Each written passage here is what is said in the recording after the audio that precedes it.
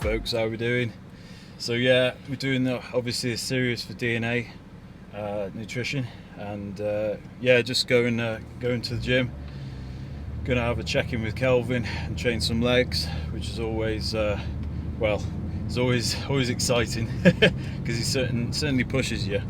But yeah, so the first time I ever trained with Kelvin was doing legs, and a few friends, they saw me in the gym grunting and screaming, and they said, "Oh, is this your first session with Kelvin?" I said, "Yeah." He said, "Well, you picked the wrong body part," because I was literally I needed a wheelchair for the next 2 days. But yeah, so dead excited about obviously the camp coming up. We're 13 days away, so I am literally counting down the days, especially to carb up anyway. I'm leaner and bigger than I've ever been, and yeah, I'm actually this close to a competition. Normally I'd feel really drained. I mean, I do feel drained on a daily basis, but when I'm getting ready for the gym, or I'm doing my morning cardio, literally the blinkers are on, and I'm just putting in the work. Proof's in the pudding. It's a sport that you can't miss a session, you can't miss a meal. Everything's down to the T, because it's not like golf or some other pastime sport that you can basically just be talented in that sector, and the other guy that's working really hard doesn't necessarily win or beat you, but the guy that's talented does. But in bodybuilding, even if you've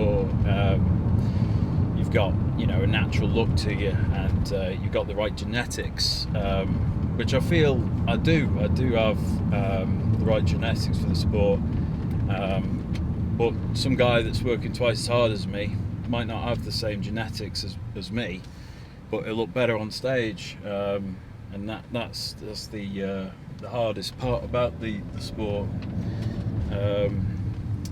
But yeah, so we're heading off to the gym, as I was saying. We've been doing this series for DNA because I'm sponsored by them now, which is amazing, because I've always actually wanted to have a sponsor, and to someone like me that's been an amateur for a few years now, it just feels amazing, really, and leading up to this competition, knowing I've got a sponsor that's backing me, it's heartwarming, and also gives me that sense of I'm going to be a pro one day. I'm going to make it happen. As I say, I've as we said in one of the intro videos, I'm actually a pro, but in the elite IFBB, which is a made up sector by the UK BFF.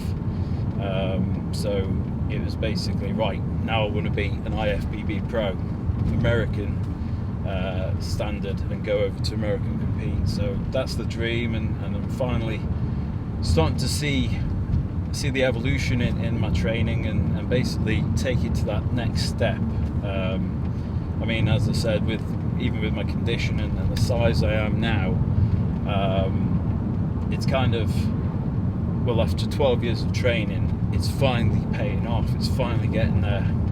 When I first started training, it was just basically a case of, all right, I always looked up to the likes of Arnold, and the classic bodybuilders, 70s and 80s type of look. I've never wanted to be a mass monster, and never really appealed to me.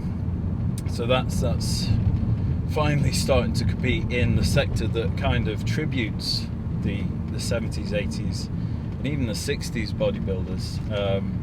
It's really cool, and it's great that they've actually, the Two Pros Pro has actually made a division. The IFBB made the division, and it means the person with that natural V-taper that looks, in my opinion, the best, with big glutes, big legs, basically, V-tapered waist up into massive lats, and have those big arm development as well.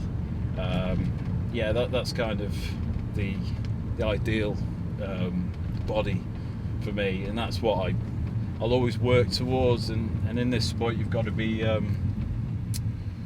content with never being content, if that makes sense. Basically, you're never happy with where you are. So you're always fighting and working towards a better physique. So yeah, really looking forward to that. And yeah, we're almost at the gym. So yeah, it's time to lock in and get the work done. You wouldn't know this place is around here because it's covered by trade units, but around the back here is where the work happens. And it's just pulling up now. Yeah, it's about to take place, boys and girls.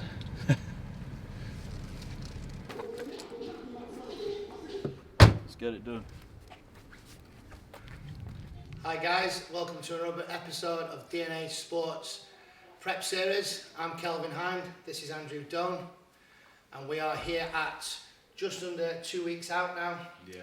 And we're going to be assessing Andy's diet, and then we're going to be going on for what's going to be his last real intense leg session. Yeah.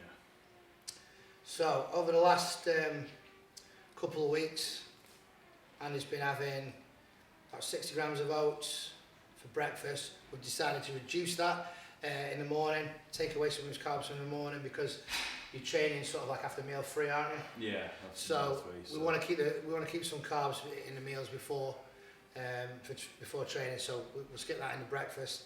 And then we've also taken off a tiny little bit of rice with each meal because we were just starting to stick at a weight.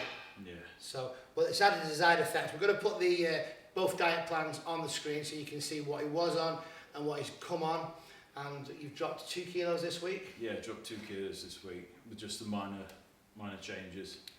Yeah, I mean at this stage you're in a very sort of unique state where your body's going to be very sensitive. So you can be holding weight all of a sudden. And a small change, whether it be an extra 10-15 minutes cardio, which I know you've been doing that anyway, and then just a small introduction to food will yield good results because we don't have to have big things. And one of the things that I've said to Andy is, if you don't drop weight for a couple of days, don't panic and stop missing meals or dropping carbs without letting me know, because I need to know what's going in and what the result is, so that then we can adapt it. Because if you just start taking things out here and there, and we don't know, we can't be consistent, we can't have a consistent result to know how to take the next step. So we've been consistent with that. We're keeping an eye on the weight now on a daily basis. So we're going to probably aim to lose maybe another kilo over the next sort of week or so, and then we'll be ready to carb up on the Wednesday, Thursday, Friday, and then the show day will be Saturday. So that's about it for the update. Like I say, a few small adjustments you can see on the screen, and there will be in the link there. And then we'll talk about what we're going to carb up on closer to this show on another episode. But what it will be is a lot of the foods that Andy's been eating. So it's rice, you've been eating oats and potatoes. It's mainly going to be just more of those foods. We'll reduce the protein so that the digestive system's not as stressed. Yeah. Probably decrease the vegetables as well, because obviously you've been eating more veg to keep you full because the carbs are down. Yeah. But when the carbs go up, we want the body to be able to process those carbohydrates and not have too much protein going in, because at that stage you're not breaking muscle tissue down, you don't need the protein. The fibrous veg is going to fill you up, and we don't want that. We want to get the carbs in. Okay, but I'm not into introducing new foods that you've not been eating for weeks, because that can upset your stomach. So it's just going to be, unfortunately for you, mate, more of the same. That'll do. Okay, so here I have Andy. We're going to start with some calves. His quads have come on really well the last couple of years, so that's definitely more of a strong point now. So I always like to prioritise the muscles that we need to come up, so do them at the start of the workout, and also prioritising where they are in your whole split. So you don't really want to do 2 weak body parts together. Maybe unless it was biceps and triceps, they're a small body part. But you want to be doing a strong body part with a weak body part, and I would train that weak body part first. So Andy's done 2 warm-up sets on calf raises. We're going to do a heavy set here now. We're going to go to failure. We're going to get, well, whatever he can get, and then we'll probably drop down and do a more of a higher rep set. Okay.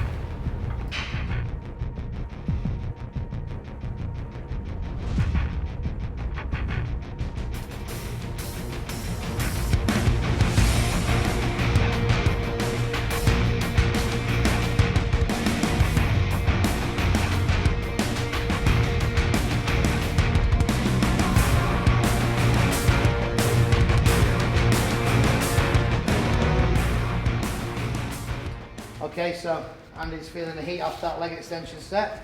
Okay, so just adjust that for me. So what we're going to do now is we're going to come on to the seated calf, the final calf exercise. Now we'll just give him a bit of a rest. So what we want to do now is we want to turn your toes in, turn your heels out, now the other way. The other way. So this is going to try and hit the outside of the calf there. So changing your foot position, got a little bit more effort to each part of the calf. So turning the feet outwards and the heel out is going to start to target. It's a lot harder. So you'll need, if you do this, you're probably start off with about 40% of the weight you would normally do with your heel and foot in line straight. Turn your heel out like that and you're going to feel that right on the outside of the calf. You can go the other way.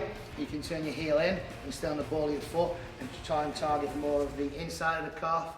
But you normally really get that, I find, with just a normal foot position. This is going to definitely feel different if you try this.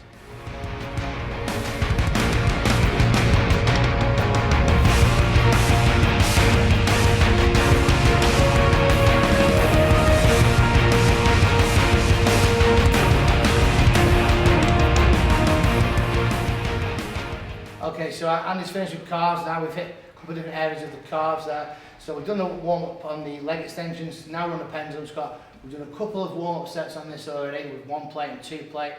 Especially when you're as lean as what Andy is and coming up to a show, warm up progressively. You know what I mean? You don't necessarily have to do loads of reps on your warm-up sets. You don't want to necessarily fatigue yourself too much, but I'd probably sort of be doing like 10, 12, 15 reps on the first set. And then as the weight goes up, you can maybe drop the reps until you get to the weight that's going to stimulate, which, you know, it might be 3 or 4 plates at this point. We're not going to be going crazy. You're not going to build any new muscle at this point. We're just trying to maintain muscle, deplete the glycogen, burn calories, and get lean, but just enough to stimulate muscle to maintain it. Okay, let's go over the set on there and see how we get on. So Andy's going to have his feet about mid-length. The lower you put on, the more you'll press on the VMO at the bottom there. You'll have to go a bit slower. Higher up, it's going to be more all-round quad there. That's it. So it's a really nice deep movement. Don't be going short on the rep range. That's it. Down we go. Just control that negative a bit more and drive. Maybe 5 more. Control that negative.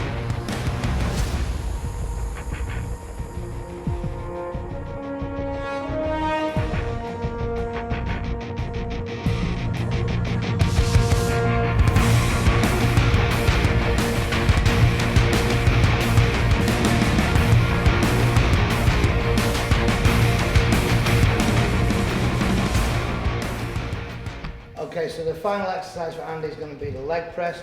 We're going to do a couple of different stances on this. Now I noticed that Andy does like to go slightly wider in the pendulum squat. So what we're going to do on here is we're going to vary it up a little bit. We're going to go a little bit wider than we went on the pendulum squat, with the knees out. And then we're going to do a set with the feet together and really target the outer sweep. Okay, so the first set, we'll put your feet on there. Now, some people do tend to put the feet too wide, and then they end up with a wide feet, with the knees coming inside the ankle. So we want the knees to come outside the line of the ankle and come outside the line of the body. So if you press that off there, and you'll see as he comes down, it opens the legs out and keeps them wide as you come on. This is going to target the inner thigh here and the VMO there. Let's go.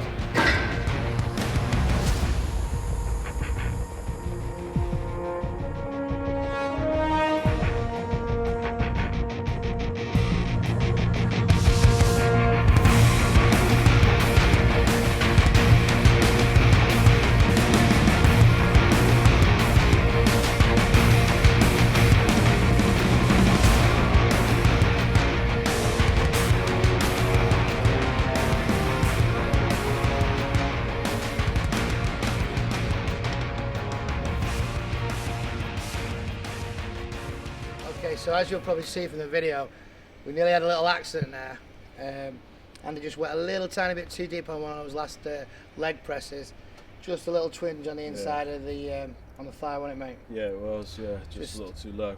Yeah, but two things to take from this is obviously we did warm up, properly. It was the last set of the last exercise, so we were truly warm. It just maybe just went a little bit too deep on there. But one thing that I will say is we did have the pin in exactly sort of the depth he was going to go. It's probably like half an inch off, so he's not banging it each time. So the minute it went, it was just straight on there. So as a safety mechanism, I think that's just good practice all the time. To have the clips in place. So that would have avoided a really bad injury. We've got 12 days to the show now, so your body is stressed, it is tired, it is tight. So it's massively important all the time, but even more so now. So we think we've avoided what could have been a serious injury there. Yeah. But I think it's going to be fine because he's just dropped down 2 inches, so it didn't really go. And we've just had a walk around of it, put some ice on it. I've told him put his feet up for tonight, ice it. And I think we're going to keep an eye on it tomorrow, but we're only really going to be doing cardio. Yeah. If there's one more leg session, we might just have to do leg extensions because it's just on the inner thigh really. It's nothing to do with the actual quad.